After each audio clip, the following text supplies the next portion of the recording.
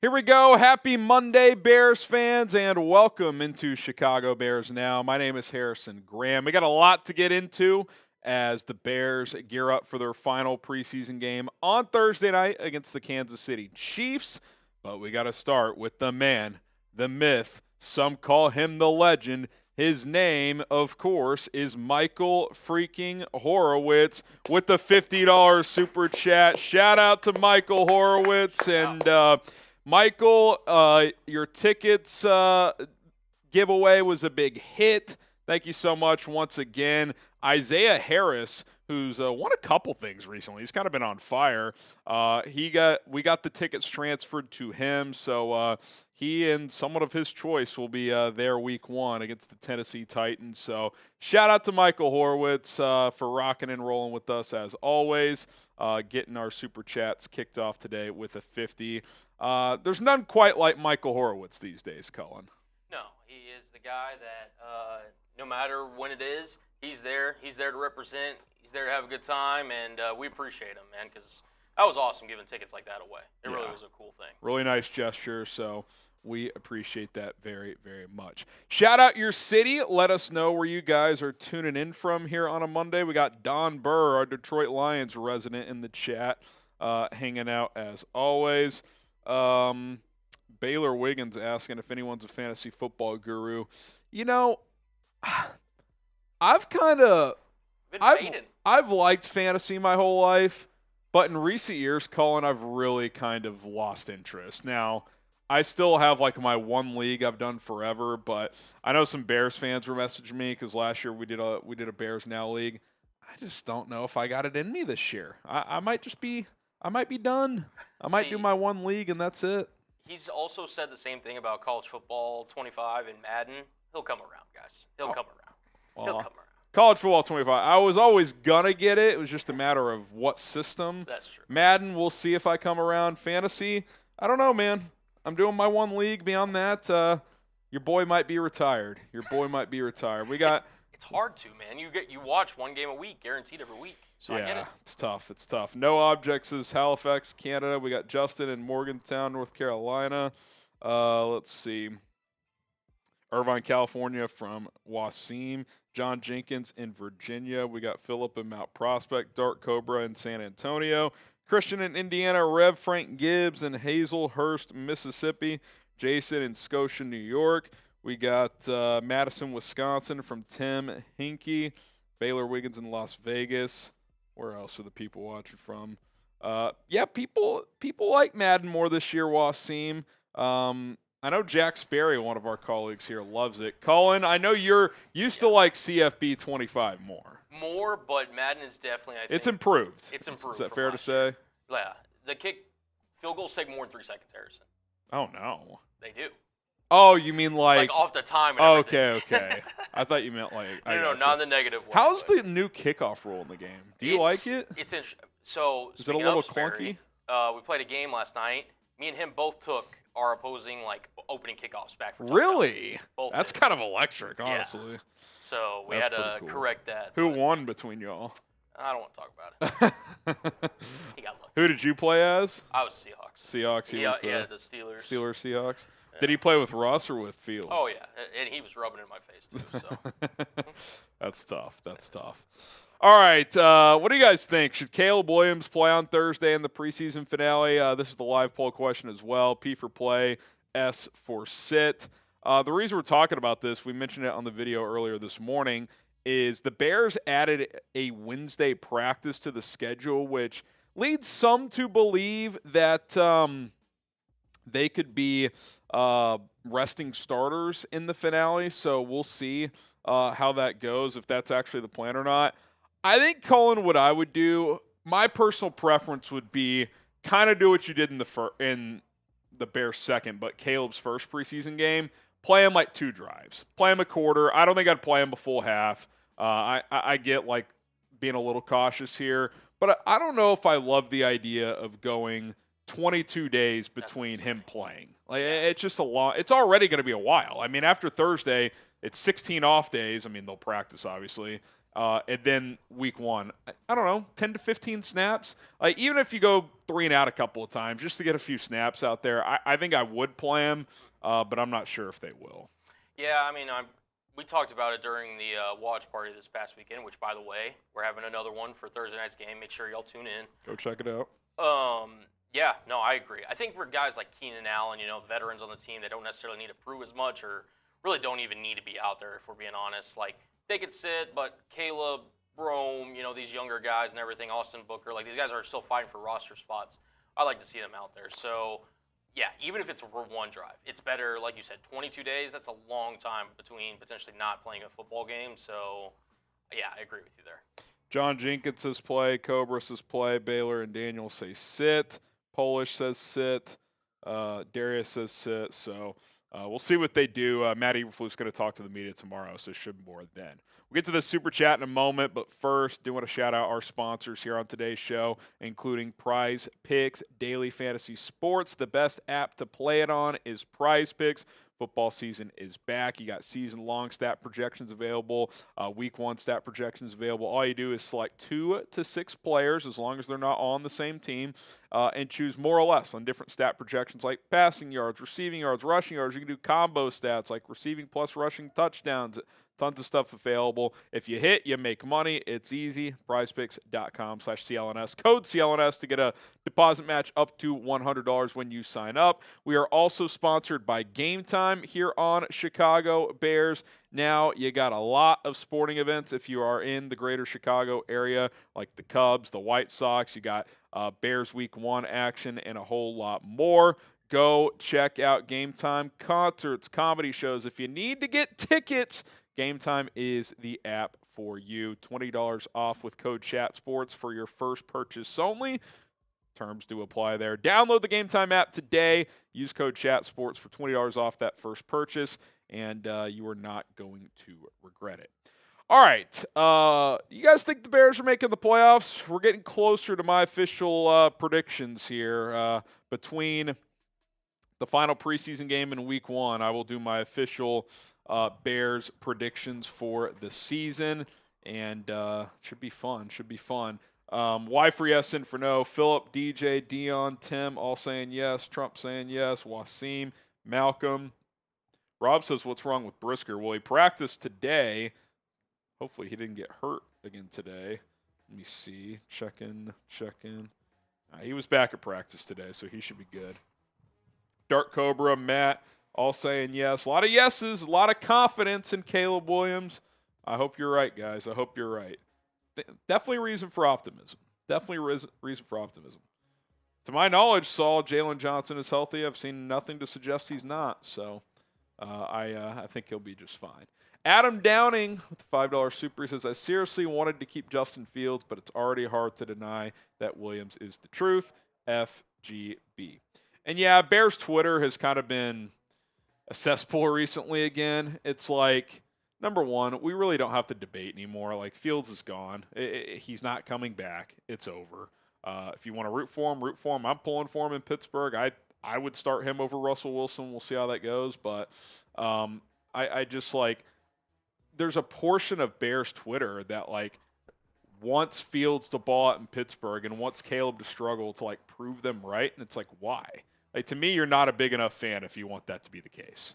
Yeah. And that's fine. You can fan how you want, but you're more of an NBA player fan than a team fan. Like, you see that, like, you know, there's, like, LeBron fans in the NBA. It's like, whatever team he's on, that's their team. And that's fine, but if you're rooting for the Steelers to succeed with Fields more than the Bears with Caleb, then you're not that big of a Bears fan. That's just the reality of the situation. So that's kind of how I feel about that.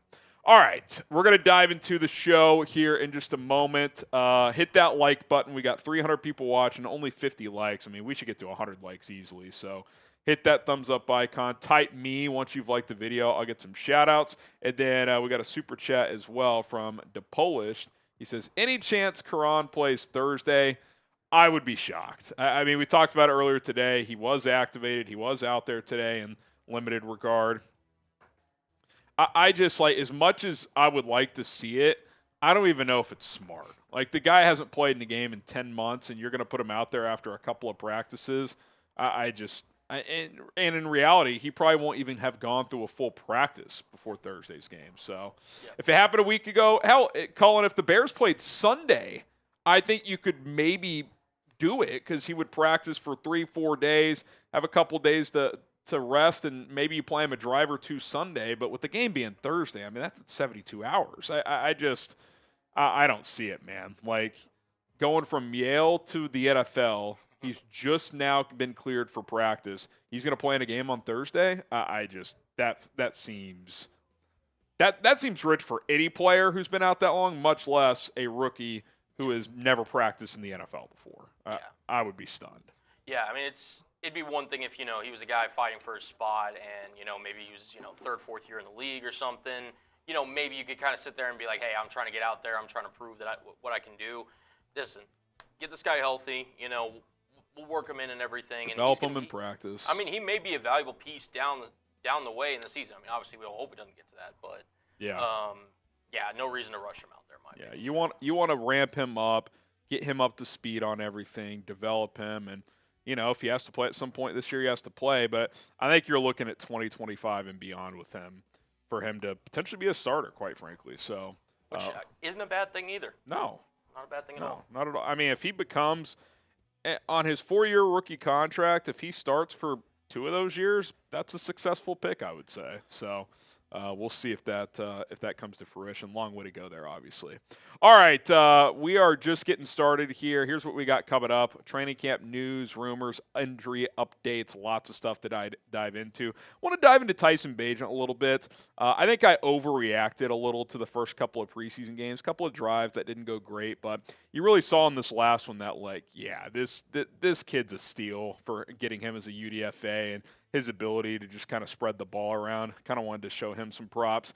And then I want to talk a little roster bubble. 1 preseason game left. I got 5 guys that I think could really benefit from a strong preseason game on Thursday against the Chiefs. So we'll get into that as well. Plenty of stuff to dive into here on Chicago Bears Now. On today's episode of Chicago Bears Now, should we be concerned about Keenan Allen at all? Plus, we got some news and notes from Monday's practice, including some injury updates. So, lots to dive into here on Bears Now. My name is Harrison Graham. And listen, we told you guys a few weeks back that if our Bears Facebook page gets to 4,000 followers, we will do a jersey drawing, a chance to win a free Bears jersey. All you got to do is follow us. Facebook.com/chatsportsbears. Give our Facebook page a follow for more posts and content over there. All right, let's talk a little Keenan Allen because J2 O'Sullivan, who I like, QB school, does a great job, but in both of his Caleb Williams breakdowns, he's been pretty critical of Keenan Allen, calling him slow, kind of referencing him as someone who looks to be out of shape. And there's been some deep internet chatter and rumors is Keenan Allen, is he heavier than he was in LA? Is he out of shape? And let me just ask you this first. Does anyone know out there when Keenan Allen last played in the preseason? I'll give you a couple of seconds. Take a guess what year it was the last time Keenan played in a preseason game. Because the answer is 2018, 6 years ago. Now, does that mean that he's not trying in the snaps that he is getting? I would hope that's not the case. But is he going full throttle as a 32-year-old in a contract year in preseason? I highly doubt it. And quite frankly, these comments of he's heavy, he's slow, I mean, I'm just supposed to believe this guy has fallen off a cliff after last year. I mean, this is last year. It's not like this is 3 years ago. Last year, in 13 games, he had over 1,200 yards, 7 touchdowns, and over 100 catches. This is a classic overreaction, and we all do it. I put out NFL Preseason overreactions on my other channel, 4 Verts. Go check it out.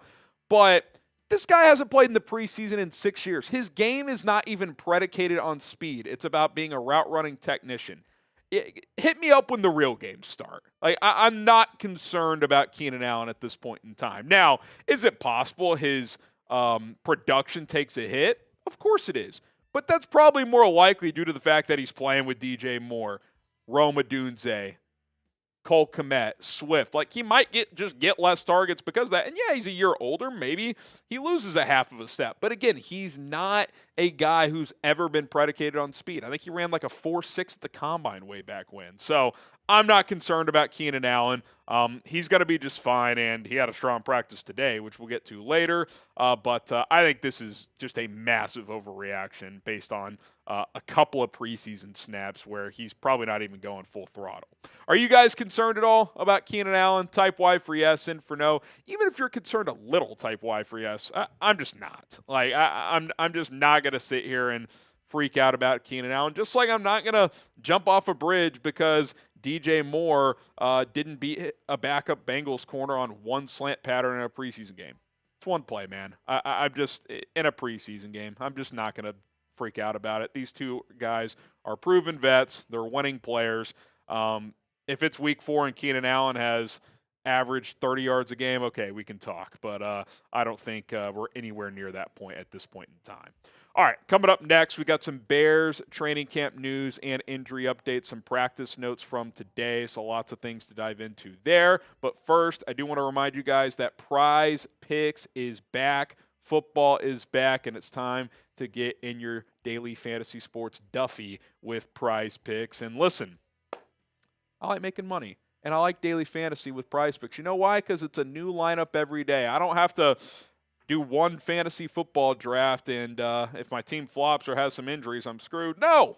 Setting new lineups every single day. The way it works is simple. You pick 2 to 6 players on your given entries, and you can cross over sports too, basketball, baseball, others, and you choose more or less on different stat projections. You want to choose more on Caleb Williams passing touchdowns in week 1, you can do that. You want to choose less on Jordan Love yards in week 1, you can do that. I already got a week 1 entry out there. I got Caleb more on passing yards, Tyreek Hill more on receiving yards. Love this play. 10 to win 30 in week 1. I'm going to fire off several more as well. All you got to do, sign up with PrizePicks, prizepicks.com/CLNS. Use the code CLNS to get a first-time deposit match up to $100. Plus, get a $50 bonus when you first play for $5. Doesn't even matter if you win. You're going to get that $50 bonus. Limited time offer. Code CLNS at prizepicks.com/CLNS. Link and promo code in the description and comments of this video. All right, let's dive into some training camp news here, and we'll start with some of the injury updates, talk about a handful of players here. Number 1 on the positive side of things, Jaquan Brisker is back. He's missed the last couple of weeks of practice. He was back out there today starting to do some things. Certainly a good sign. I doubt he'll play on Thursday against the Chiefs, but you want him ready to go for week 1. And he's kind of been a guy now the last couple of years that misses time in practice, but when it comes game day, he's usually ready to go. And as long as he's ready for week 1, I'm not overly concerned there. We mentioned it on our video earlier today, but he did practice today. Karan Amagaji was activated, the 3rd-round pick who was recovering from a quad injury, was back out there for the first time. Again, I would be shocked if he played in Thursday's game. I just don't think that's a realistic expectation to ramp him up that fast. Hasn't played in a game in 10 months, but nice to get some practices under his belt moving forward here, and we'll see what he can do. Kevin Byard, so Brisker back, Byard gone. He didn't get hurt today, but he didn't play in the game Saturday, which I thought was minorly puzzling. And then he wasn't out there today. He was off to the side rehabbing. Doesn't seem serious, but certainly something to monitor for Kevin Byard. Now, remember, he's never missed a game in his entire career. So something tells me he's going to be ready to go, but he's dealing with something at this point in time, and hopefully it's nothing serious. And then right toward the end of practice, Zach Pearson had the note here, credit to him. Zach Pickens left 11-on-11 drills and is walking to the side with the trainer. He is limping. As of filming this, I didn't see a follow-up update, but that's potentially significant. Not because he individually is a great player right now. I think he's just an okay rotational guy. But you're thin at defensive tackle, so that's certainly something to monitor moving forward. All right, number 2 here, more Caleb Williams praise from his teammates as Both Tremaine Edmunds and Gerald Everett spoke to the media today. Here's what Maine had to say about him. He said, he's a competitor, ain't nothing going to slow him down. You know what I mean? Sometimes something maybe don't go his way, but at the end of the day, he's going to come out and have that next play still talking, still being himself, confidence level still high, and he's ready to ball. And that's what I respect the most, man, because a baller wants to play with a baller at the end of the day. Gerald Everett added this, just being able to keep going no matter what's thrown at him, being a rookie quarterback. I can't imagine the pressure that is on him, but going through an NFL install from training camp to now, leading us to week 1, just seeing him handle it, roll with the punches is a sight to see. And I just think over the course of 4 months now, since he was drafted to now, he's earned the respect of his teammates. I think that's pretty clear. Every time someone opens their mouth about this guy, it's nothing but praise. It's nothing but respect. It's nothing but positive. Now, I don't expect a guy in that locker room to come out there and bash the guy. So a small part of this is probably just like, hey, that's my quarterback. Of course I'm going to speak well on him. But I think it's genuine. You watch the interactions on Hard Knocks, and when they get some of that behind-the-scenes access that, even the players don't notice sometimes, it's pretty clear he's earned their respect. He's evolving into a young leader, and these vets, they're praising him for it. So that's exciting. You need your quarterback to lead, and it looks like he's doing that. All right, speaking of Keenan Allen and Caleb Williams, big day for those two. Caleb finds him for 3 touchdowns at practice today. And again, I'm just not worried about Keenan Allen. I'm just not. With a player like him, the practices are actually more important than these preseason games. Why? Because the guy hasn't played in a preseason game in 6 years. Who cares? It does not matter. You build chemistry in practice. Remember, he had a touchdown against the Bengals once in practice last week as well. Seems like that connection is building. Talk to me when the games start when it comes to Keenan Allen. All right, Kyler Gordon, folks, he's a problem. He is a problem. I thought he was the best player on Saturday. I don't know how many snaps he played, but it felt like he was around the football on every single defensive snap. Pick 6 off Caleb Williams today. Later in practice, ball got deflected. He picked that one too. I mean, the guy's just all over the place. He just about killed Logan Woodside on Saturday. Logan Woodside is still in pain from that hit. I really think we could see Kyler Gordon just have a massive season. I really, really do. And, man, if that happens, that is great news for the Chicago Bears. Which Bears player do you think will take the biggest jump this year? I think it could be Kyler in year 3. Struggled in year 1, finished with the final strong month. Pretty good in year 2, but year 3, I think you're seeing a big jump here. Drop a name of who you think could take a big leap in 2024. All right, don't forget to subscribe to the channel. We will continue to plug out the latest Bears news, rumors, and a whole lot more. All you got to do is subscribe, and we got you covered here on this show. Spider-Man, Spider-Man, he can't do it, nobody can. DJ Moore, Ron Winarski saying Spider-Man. Josh says Sanford. I think you mean Jack Sanborn. Dion McCoy, or M says Bill Murray. Yes, the legend. Christian says Brisker. I says Stevenson. Yeah, I think all those guys in the secondary are candidates. Tim says Darnell Wright. Darnell Wright had a slow start to training camp. I thought he played really well on Saturday. That was good. I rewatched his play. He was really good. He played much better this week than he did in the first preseason game he played in. TJ Edwards. If he takes another leap, he was already very good last year. That means he could be like a high-level Pro Bowler. Javon Dexter, that'd be a good one. Christopher Josue, sack machine. Yeah, Kyler Gordon as a nickel corner can blitz and be effective in that role. There's no question. All right. Coming up next, talk a little Tyson Bagent here on the show and how Ryan Poles is doing a great job. Let's get to it.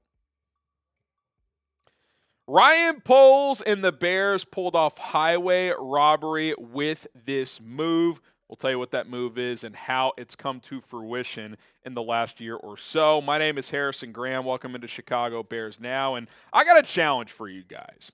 Every new subscriber we get from this video is one jumping jack I have to do on Thursday's watch party when the Bears take on the Chiefs. So we get 200 new subs, I got to do 200 jumping jacks. If we get 50, I got to do 50. If we get -10 somehow, I'll do inverse jumping jacks. I don't know. But every new sub we get, I'm doing a jumping jack for you guys. So if you want me to sweat my balls off, hit that subscribe button.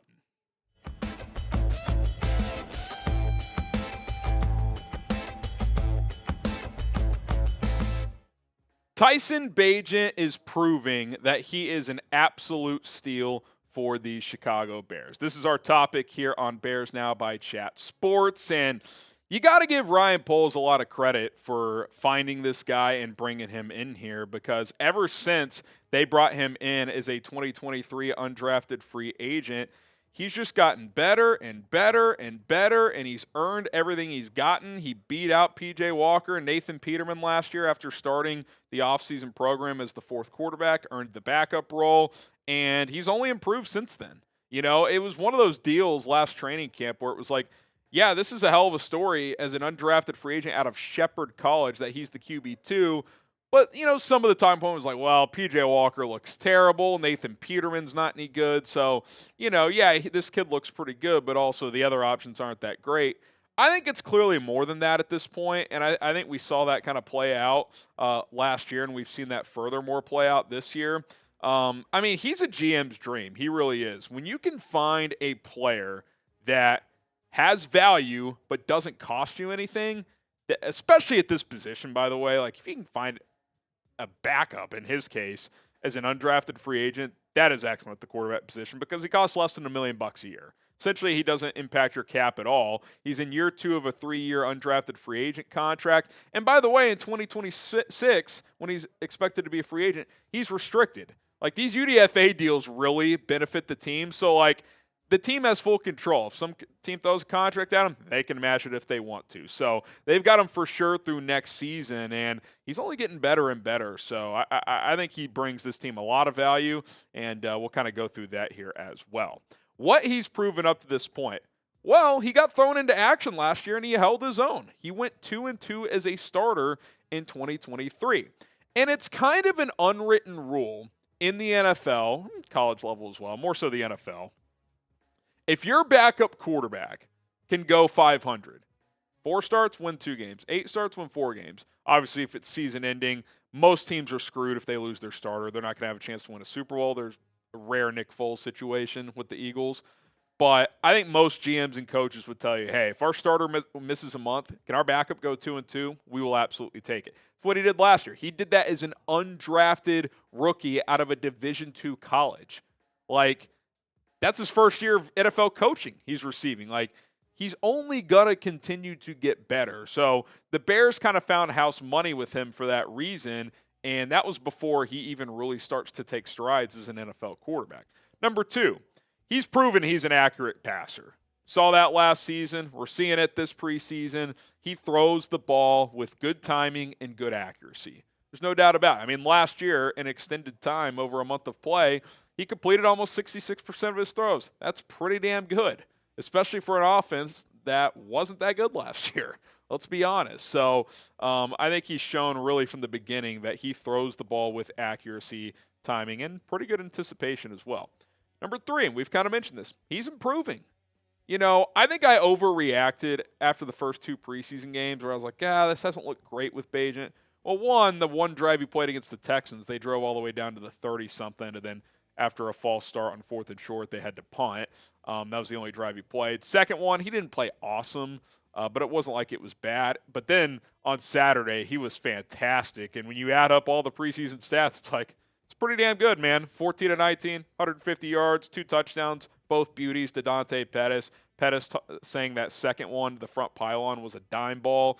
And by the way, on that one, he signaled to Pettis on that one. They changed the route concept because the corner pressed and he just beat him to the spot. That's improvement as well, like taking command at the line of scrimmage. That's the type of stuff you really, really want to see. So you got to be pleased with where Tyson Bagent is at in his development. More to come when it comes to Bagent and how the Bears pulled off highway robbery here. But first, Game Time's going to help you get some pretty good deals as well. If you want to go to some Bears games, Cubs games, White Sox, and other events, got to get tickets, and you got to get them online, and Game Time is the best ticketing service out there. We appreciate them for sponsoring today's show. Listen, here's what you got to do. Download the Game Time app. That's step one. Step two, create an account, fill in your info, username, whatever it is.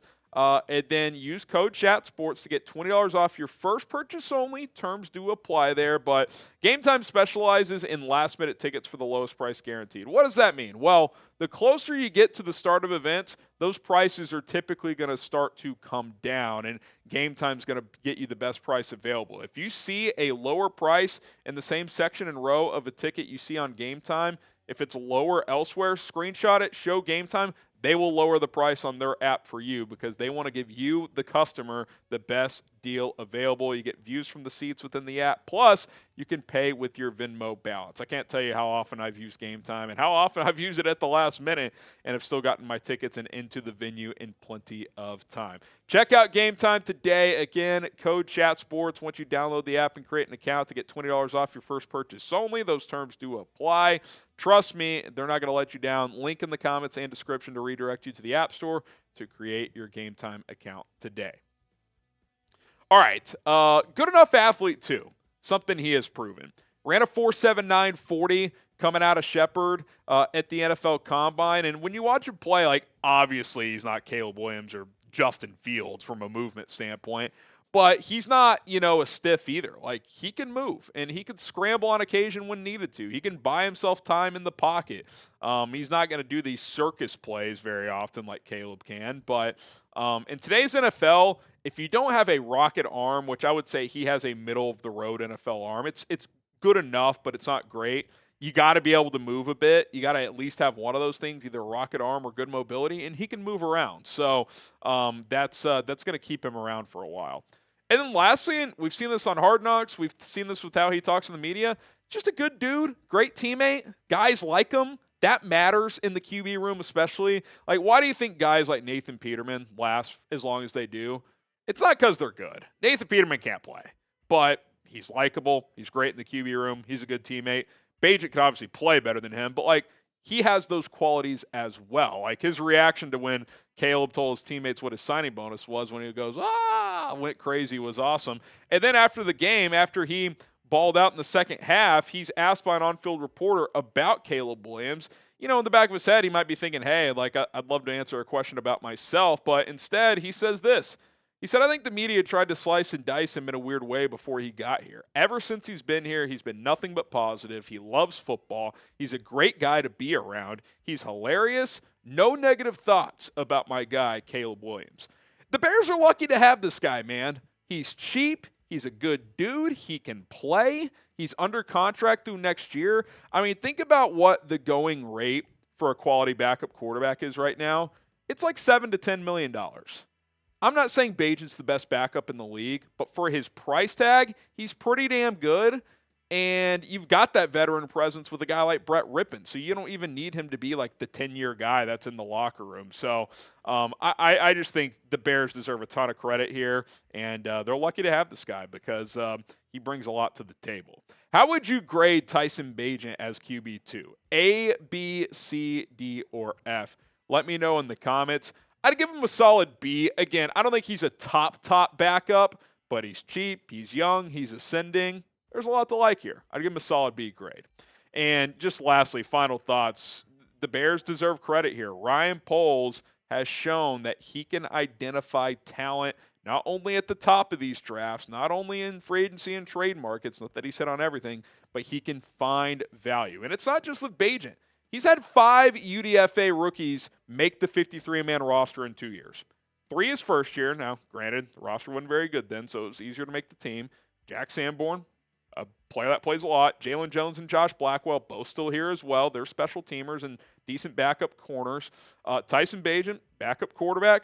Quindell Johnson last year. We'll see if he makes it this year. I think out of all these guys, he could be the most in trouble in terms of the 53, but played a decent amount last year, especially on special teams. Like, he has found these guys. And I don't think I'm missing anybody, but there's been some other interesting ones. This year, Ian Wheeler's a guy I like a lot. So he's done a nice job of identifying these kind of overlooked talented players that have given the Bears value so far.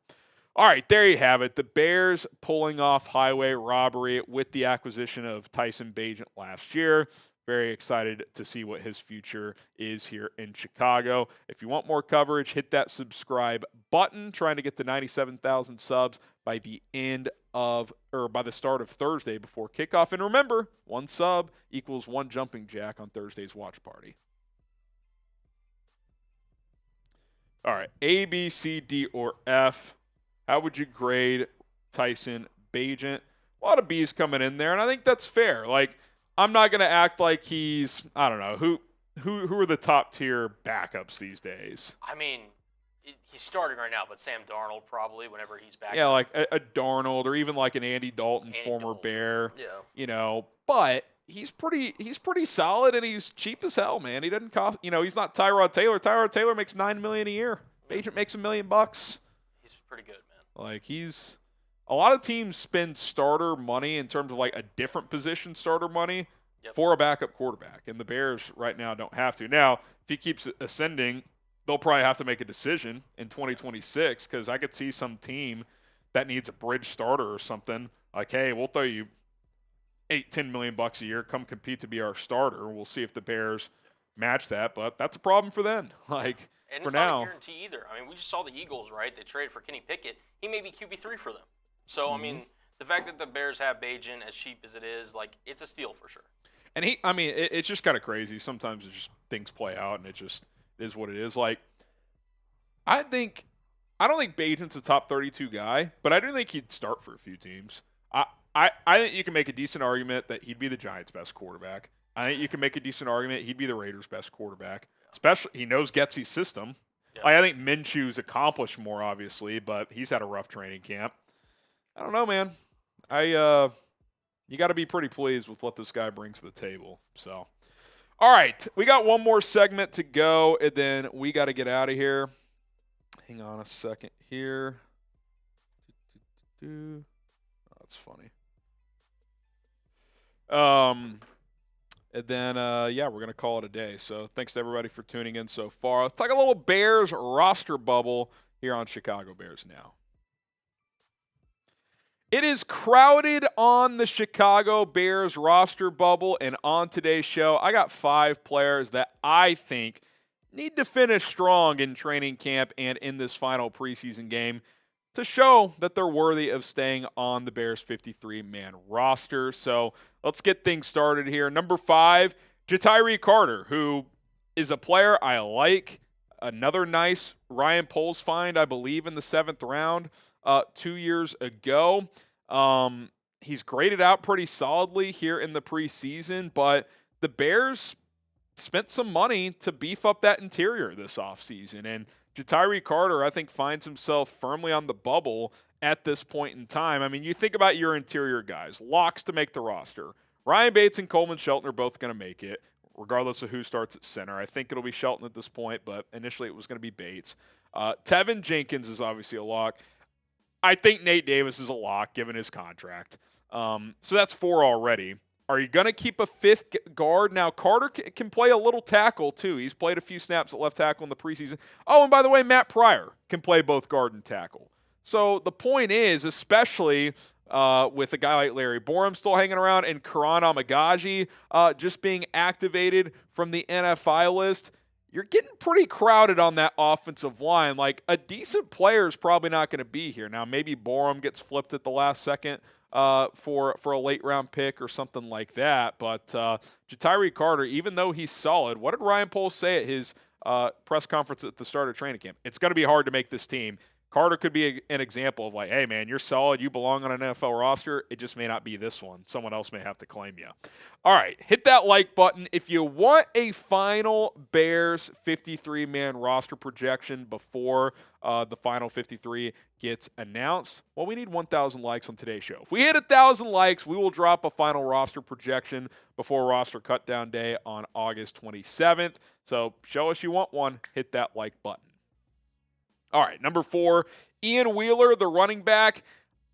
I don't know if he's actually on the bubble. I think he should be, but based on how they kind of delved out snaps for him in the preseason game against Cincinnati, I mean, he was kind of the final running back getting touches. I'm not sure he's actually on the bubble. I would like to give him some extended run in this preseason finale. Just see what he can do. Give him 10 carries. See what he can do. Because in the touches he's gotten, he's been impressive. He's just under 7 yards a carry. He did have a couple of catches against Cincinnati. He looks smooth catching the ball and give you a little yards after the catch. He looks the part. He's 5'10", 5'11". He's over 200 pounds. He plays with power and speed. Like, to me, he's a guy that I'm interested in keeping around. Now, I am acknowledging this is a crowded running back room. The Bears seem to like Travis Homer. I think they like what he brings to the table from a special team standpoint. But I think Wheeler's a more talented back. Like, how does Velus Jones factor into the equation here? So it's a tricky position right now for the Bears to kind of decipher through. But if Wheeler can have a couple strong practices down the stretch here and really show out against the Chiefs, maybe, just maybe, he has a shot to crack the 53.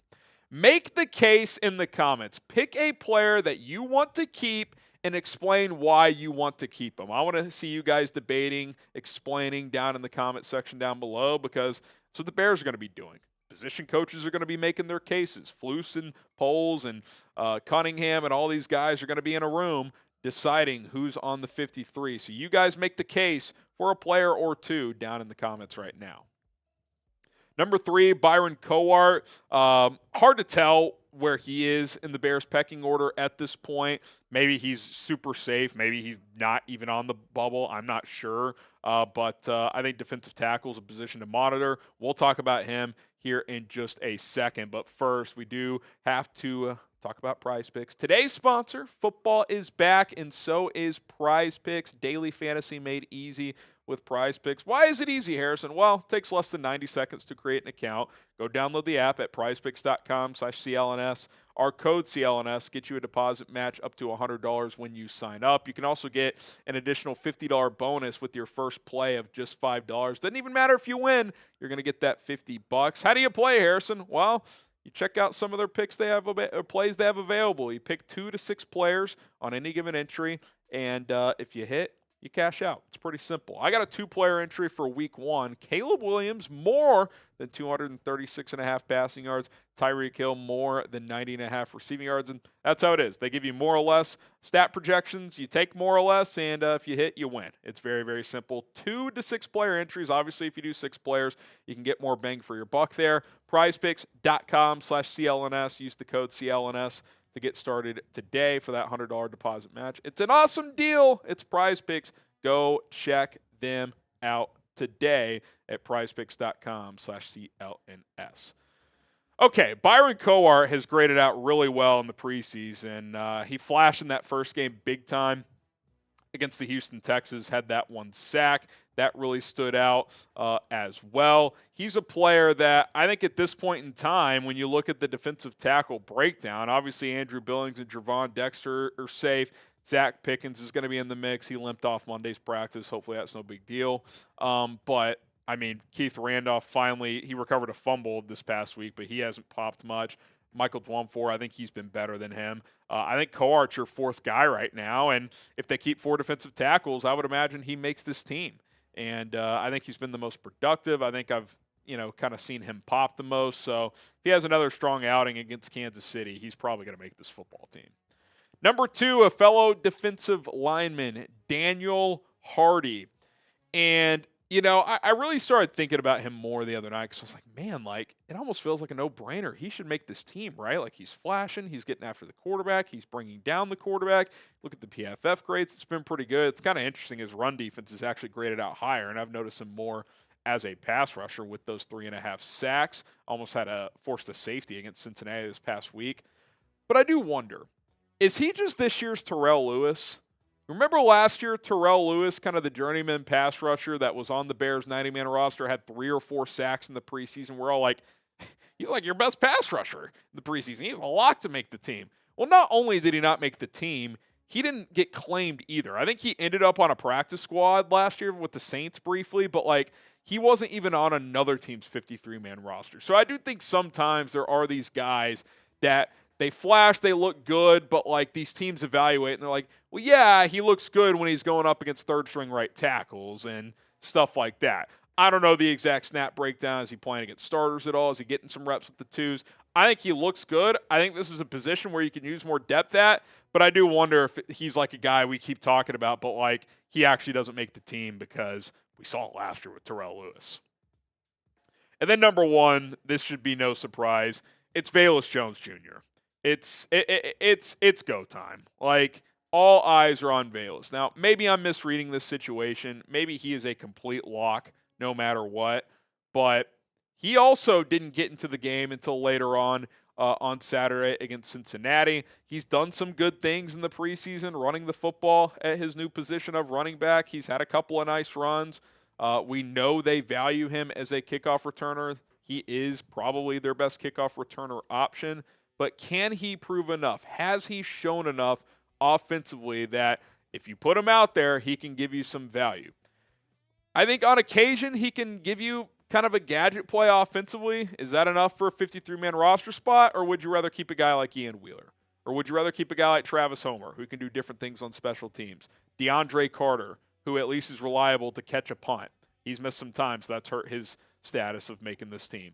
I don't know. I feel like Velus Jones is firmly on the bubble, and if he can make a few splash plays against the Chiefs, that probably makes that decision a little bit easier for Ryan Poles.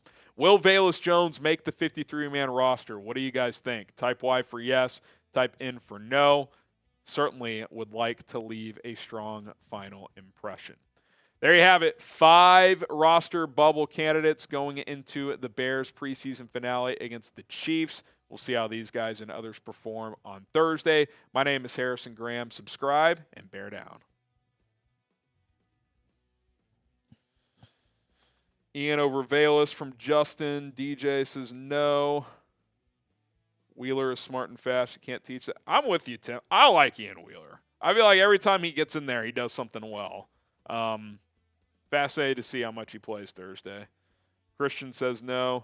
If you keep Velus, you have to cut Ian. I mean, not necessarily, but I mean, are you keeping 5 running backs then? Is Velus going back to receiver? Is he just a hybrid? I don't know. I don't know. Because if you keep Velus and Ian Wheeler, then I would assume Travis Homer gets cut, which I'd be fine with. But it seems like the Bears like him, so I'm not sure. It's a crowded room, Colin. It's a crowded room. Yeah, and I mean, all these guys can contribute on Sundays in obviously varying degrees. I mean, even Wheeler, we're a fan of. We just haven't seen him against the correct competition. But, I mean, it's got to be in the Kansas City game, right? Like, we got to see, like, a huge workload. And that's why I wonder if they're going to sit their starters and just play a bunch of these bubble guys a lot. Like, I don't need to see Khalil Herbert. We know what he is. Right. Like, if someone calls to trade for him, you got to make a decision there. But I don't think giving him 6 carries in the final game really matters. I don't think Roschon's going to be back. You don't need to. Swift didn't play last week. You don't need to play him. I think they're saving him for the regular season. Like, give Velus and Wheeler a bunch of touches. See what they do. Like, I think it's that simple. I do wonder too. Like, is Blasingame, is he a lock to make this team? I feel like he hasn't done much. Like, Waldron, they didn't keep a fullback in Seattle last year, I don't believe. You would know better than me. He likes having extra tight ends. That's why on my recent roster projection, I went with the 4th tight end. So, I don't know. I still think, sometimes teams will tell you the roster's finalized before the final preseason game. I don't think that's the case here. I think there's 2, maybe 3 spots up for grabs on this roster come Thursday night, and we'll see who shows out because could make the difference in making or missing this team. So. Yeah. To further add to your point, we actually used a linebacker at fullback at times. So. Oh, there you go. Well, my thing, too, is, like, if you're only going to use, like, a fullback 3 to 5 plays a game, right. I mean, like, it almost felt like they forced that fullback screen. Like, all right, Kari, here's your chance to do something with the ball. And they lost a yard. I'm not saying that was all on him, but it was kind of just like, it didn't pop either. So it's also, too, I mean, like, hey, it's preseason. If that's the one fullback screen all game, you'd rather in the preseason than an actual game that matters. Yeah, no doubt. No doubt. All right, guys, thank you so much for tuning in to Chicago Bears Now. My name is Harrison Graham. We're going to get the audio figured out for tomorrow night, by the way, for Hard Knocks Live. I'm going to do that again after episode 3, so lock me in for that. Subscribe and turn on notifications. Shout out to Cullen for producing. You guys for all hanging out. We'll see you guys tomorrow with more videos.